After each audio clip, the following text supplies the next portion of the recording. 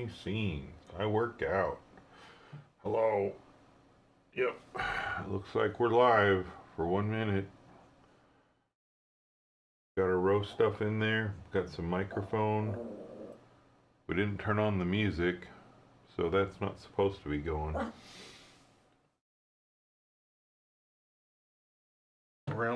Grounders there, Henry. I intend to listen to my book, The Invisible Man, this morning. I want to finish that. Last time it said there was 2 hours left.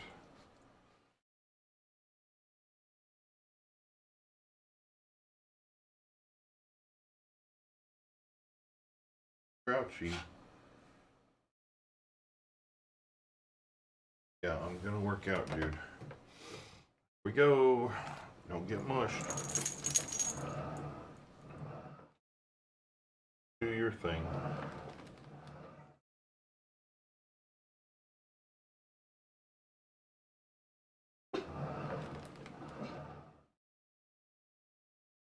Settles down quickly or slowly.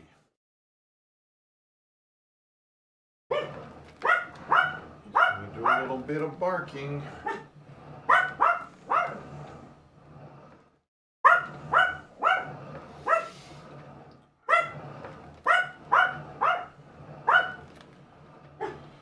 Have to say, I'm kind of looking forward to that. This is day 6, and then I get tomorrow off. And I wouldn't say it's because I'm extra sore or tired or don't like doing it as far as like the actual rowing. I think it's just a matter of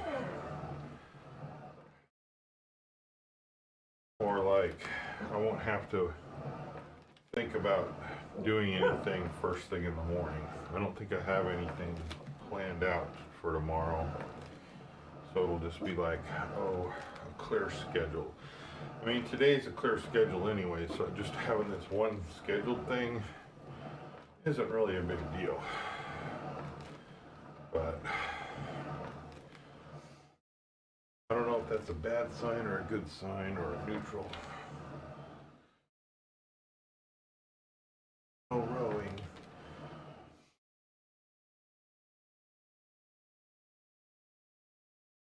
I think the last few Sundays I hadn't really thought about it ahead of time. In fact, either last week or the week before, I think it might have been 2 weeks ago, I was getting all set up and ready to stream and do my workout.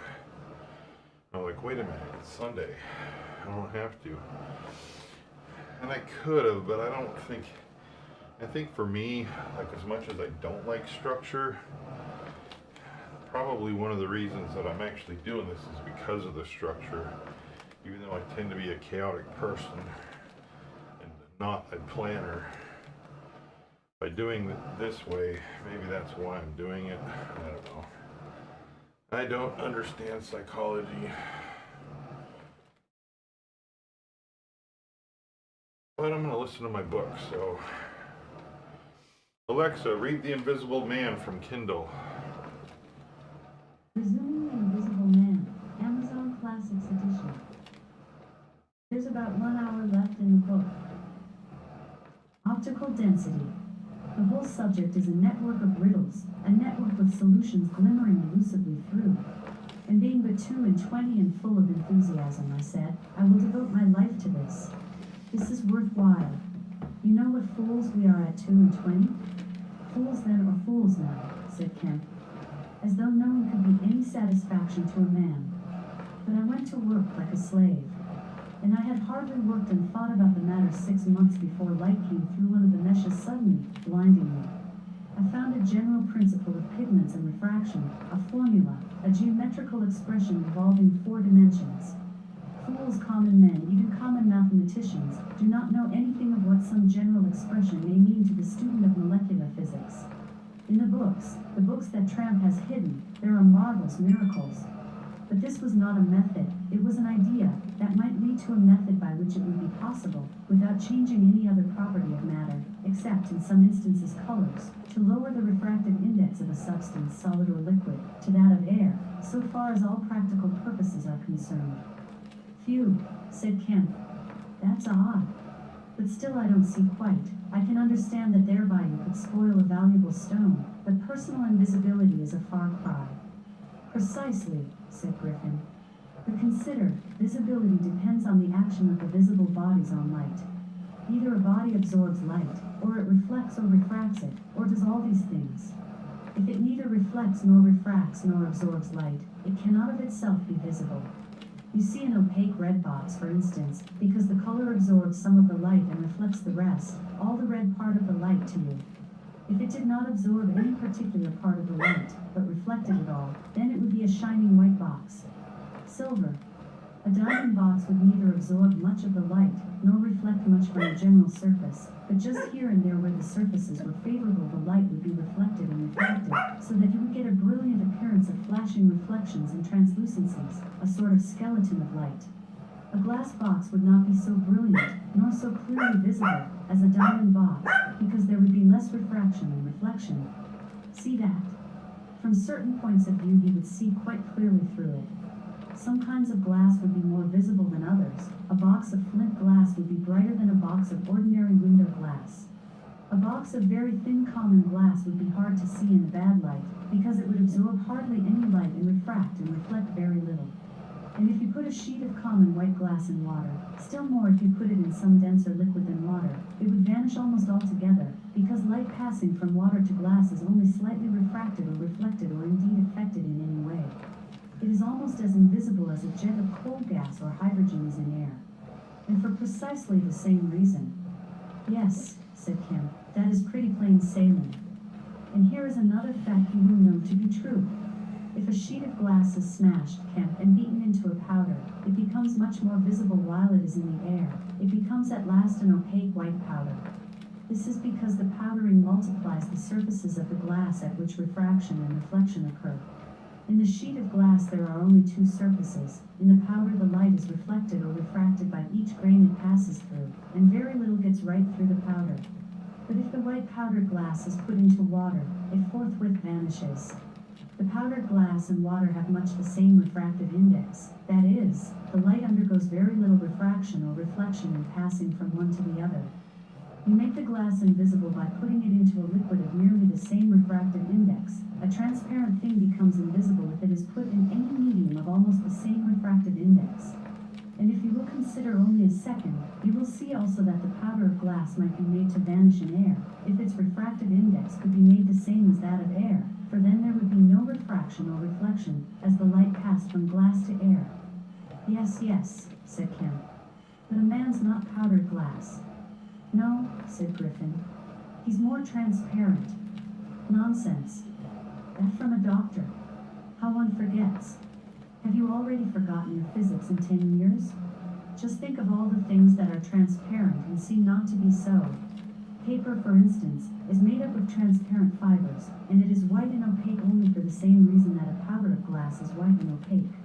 Oil white paper, fill up the interstices between the particles with oil, so that there is no longer refraction or reflection except at the surfaces, and it becomes as transparent as glass.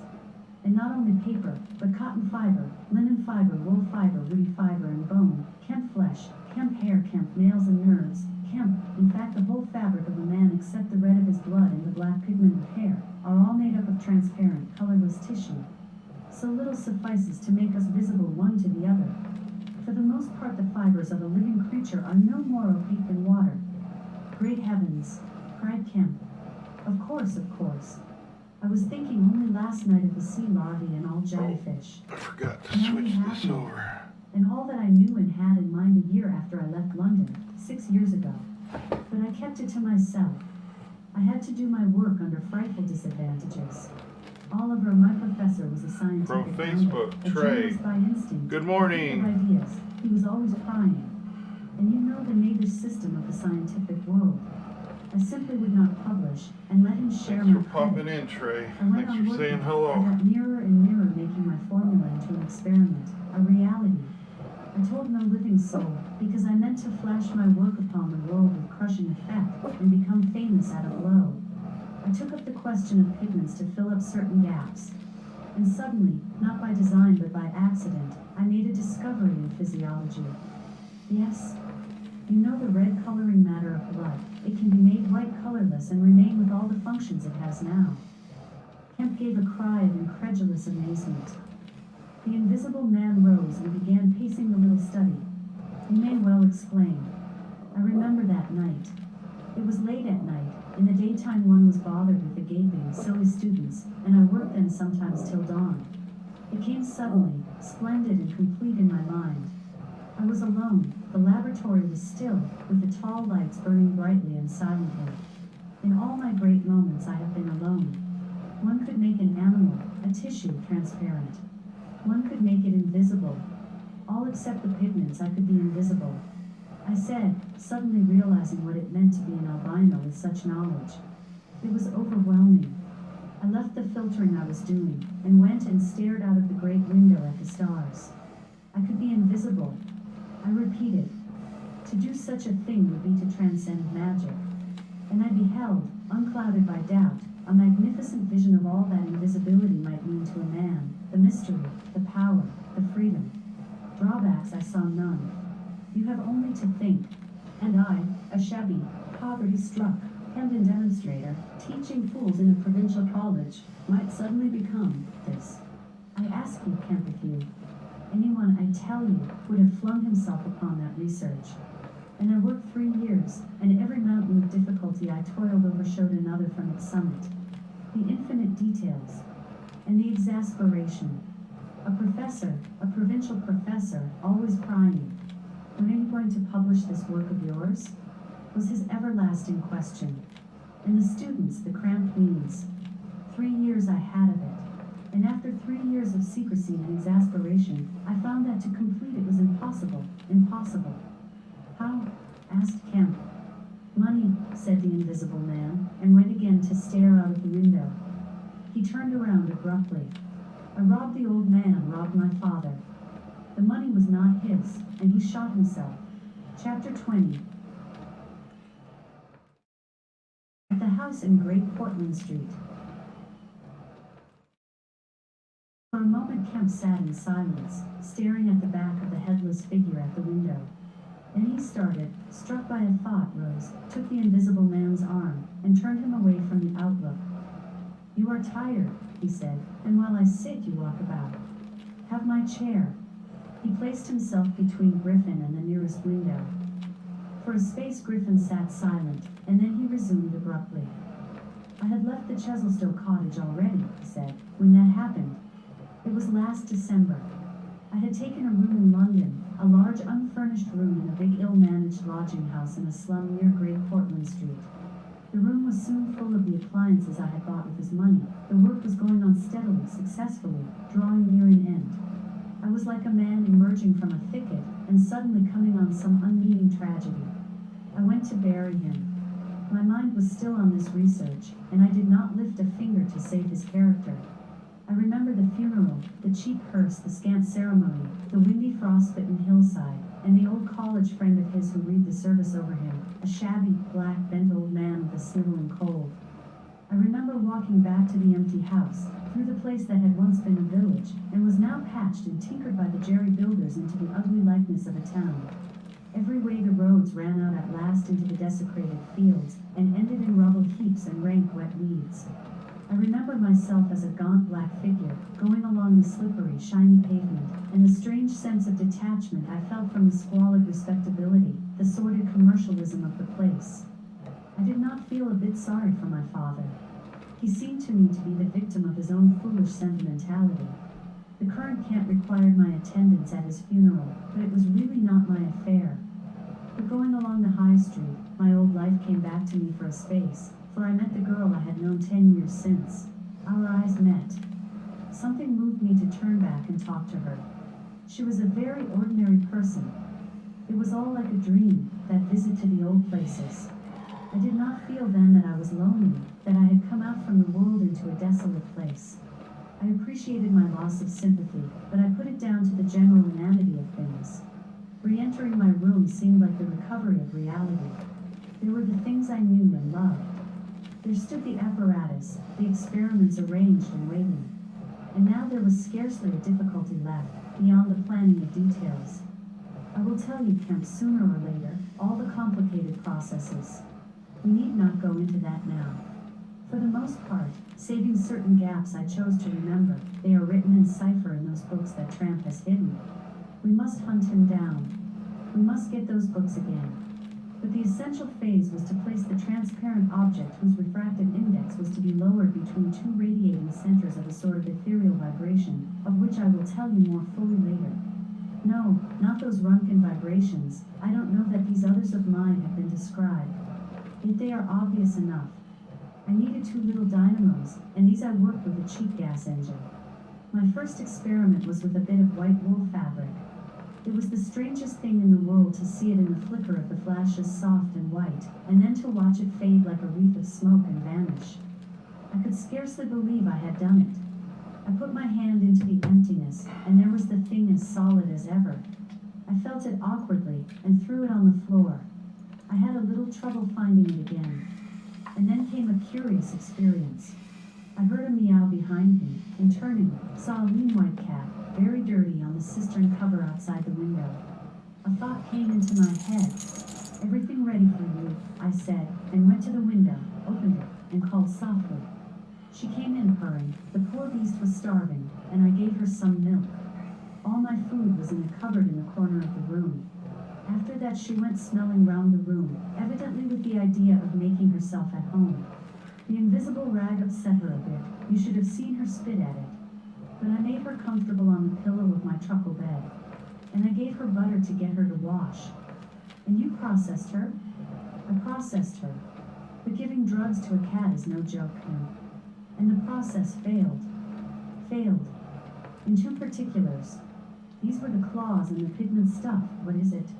At the back of the eye in a cat. You know? Tapetum. Yes, the tapetum. It didn't go.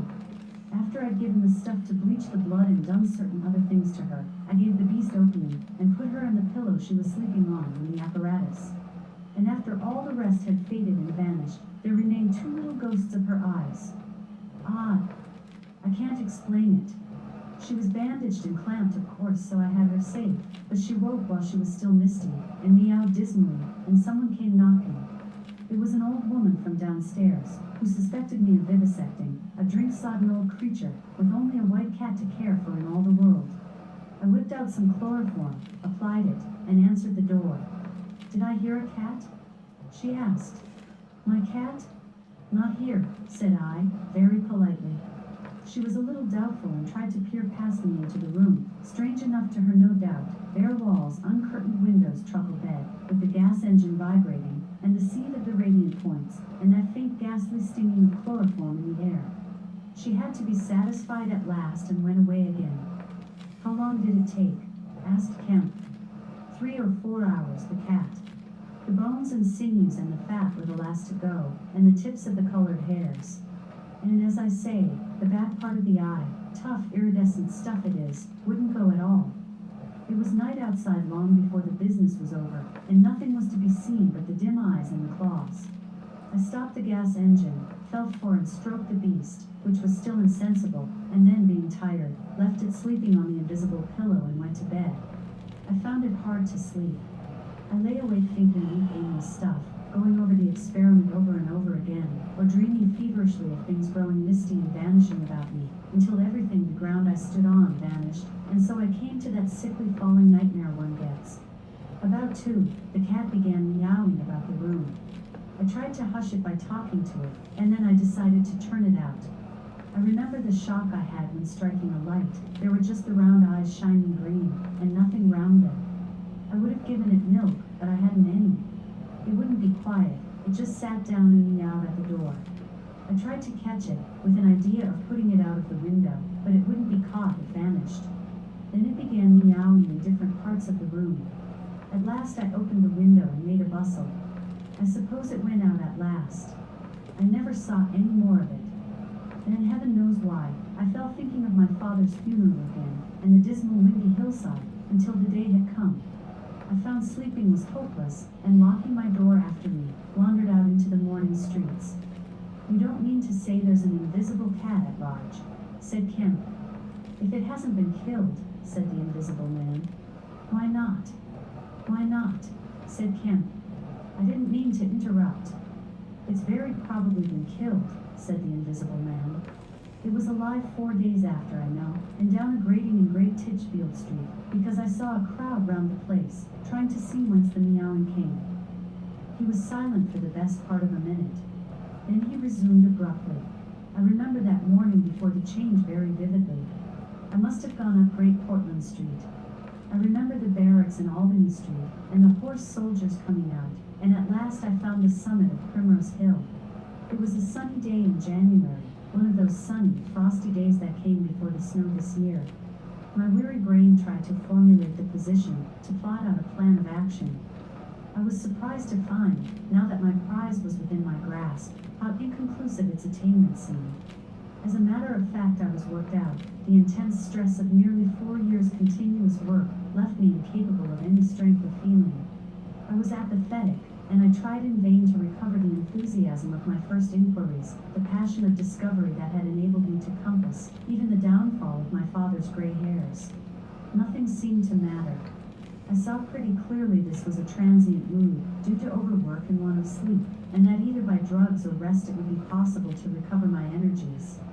All I could think clearly was that the thing had to be carried through. The fixed idea still ruled me. And soon, for the money I had was almost exhausted. I looked about me at the hillside, with children playing and girls watching them, and tried to think of all the fantastic advantages an invisible man would have in the world. After a time I crawled home, took some food and a strong dose of strychnine, and went to sleep in my clothes on my unmade bed. Strychnine is a grand tonic, Kemp, to take the flabbiness out of a man. It's the devil, said Kemp. It's the Paleolithic in a bottle. I awoke vastly invigorated and rather irritable. You know? I know the stuff. And there was someone rapping at the door. It was my landlord with threats and inquiries, an old Polish Jew in a long gray coat and greasy slippers. I had been tormenting a cat in the night, he was sure. The old woman's tongue had been busy. He insisted on knowing all about it. The laws in this country against vivisection were very severe. He might be liable. I denied the cat. Then the vibration of the little gas engine could be felt all over the house, he said. That was true, certainly. He edged round me into the room, peering about over his German silver spectacles, and a sudden dread came into my mind that he might carry away something of my secret. I tried to keep between him and the concentrating apparatus I had arranged, and that only made him more curious. What was I doing? Why was I always alone and secretive? Was it legal? Was it dangerous? I paid nothing but the usual rent. His had always been a most respectable house in a disreputable neighborhood. Suddenly my temper gave way. I told him to get out. He began to protest, to jabber of his right of entry. In a moment I had him by the collar. Something ripped, and he went spinning out into his own passage. I slammed and locked the door and sat down quivering.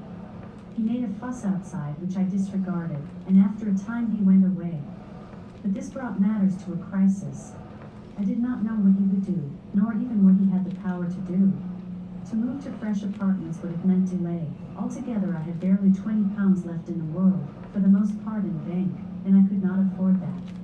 Vanish. It was irresistible. Then there would be an inquiry, the sacking of my room. At the thought of the possibility of my work being exposed or interrupted at its very climax, I became very angry and active.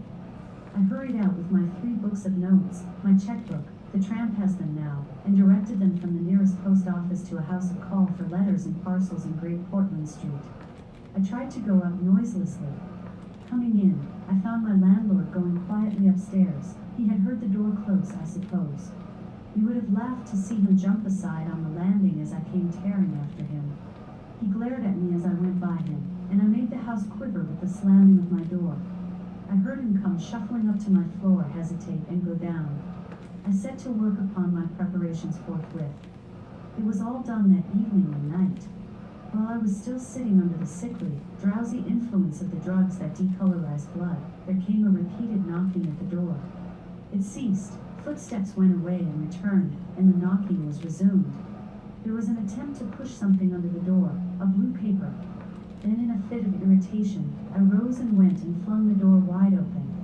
Now then, said I. It was my landlord, with a notice of ejectment or something. He held it out to me, saw something odd about my hands, I expect, and lifted his eyes to my face. For a moment he gaped. Then he gave a sort of inarticulate cry, dropped candle and writ together, and went blundering down the dark passage to the stairs. I shut the door, locked it, and went to the looking-glass. Then I understood his terror. My face was white, like white stone. But it was all horrible. I had not expected the suffering. A night of racking anguish, sickness, and fainting.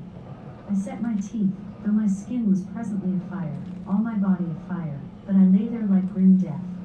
I understood now how it was the cat had howled until I chloroformed it. Lucky it was I lived alone and untended in my room. There were times when I sobbed and groaned and talked, but I stuck to it. I became insensible and woke languid in the darkness. The pain had passed. I thought I was killing myself, and I did not care.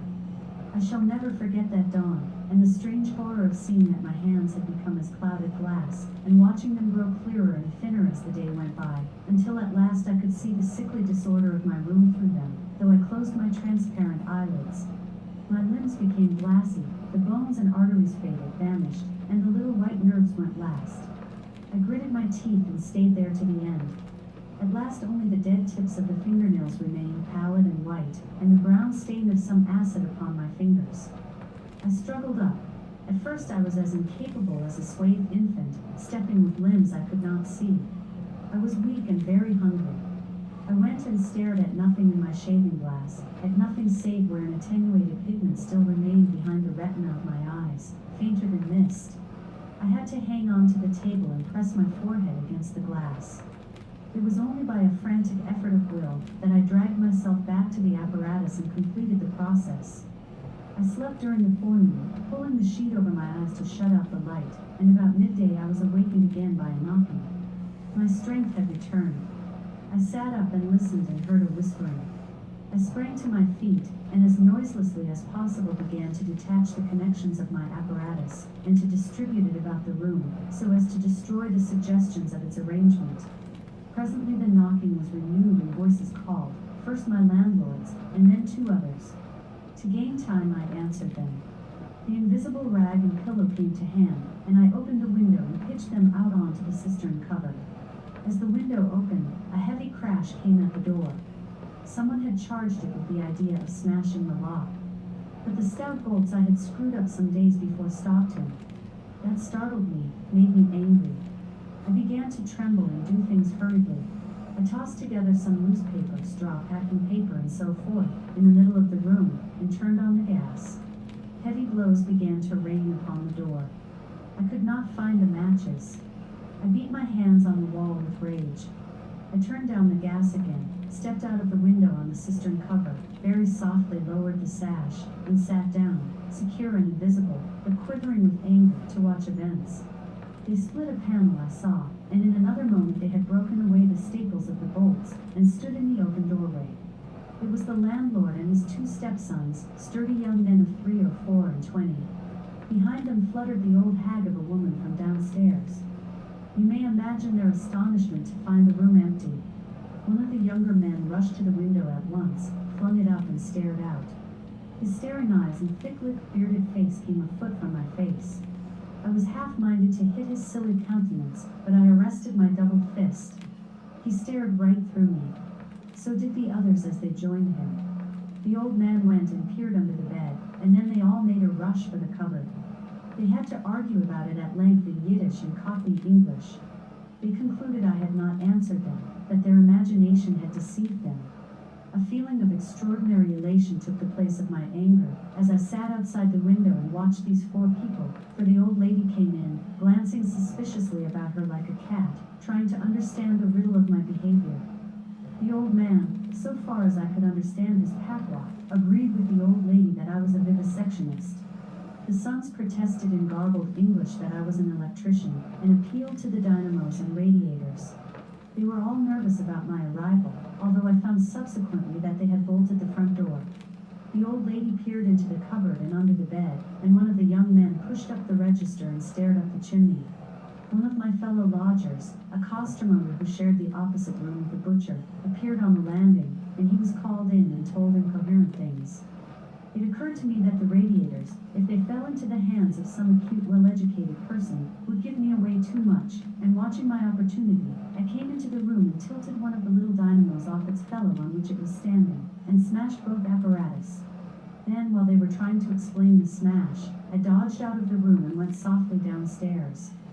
I went into one of the sitting rooms and waited until they came down, still speculating and argumentative, all a little disappointed at finding no horrors, and all a little puzzled how they stood legally towards me. Then I slipped up again with a box of matches, fired my heap of paper and rubbish, put the chairs and bedding thereby, led the gas to the affair, by means of an India rubber tube, and waving a farewell to the room left it for the last time. "You fired the house," exclaimed Kemp. "Fired the house." It was the only way to cover my trail, and no doubt it was insured. I slipped the bolts of the front door quietly and went out into the street. I was invisible, and I was only just beginning to realize the extraordinary advantage my invisibility gave me. My head was already teeming with plans of all the wild and wonderful things I had now impunity to do. Chapter 21. Alexa, stop. All right.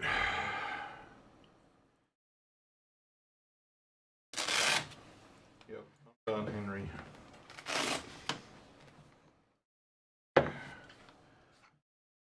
Day 6, week 7. Do math, Henry? Was that 72 or 70? 42 workouts? I don't know. It's math.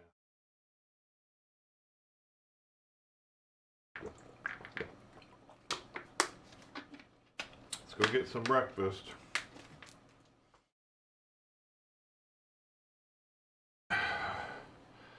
Bye, internet. Stream ending.